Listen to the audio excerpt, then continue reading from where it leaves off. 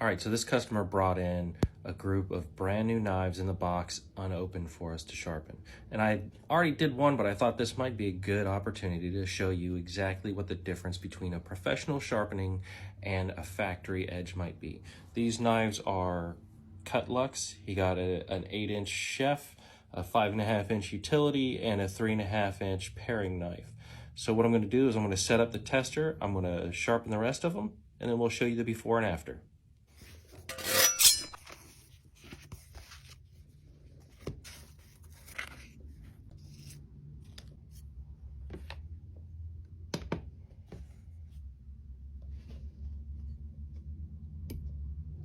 Not bad.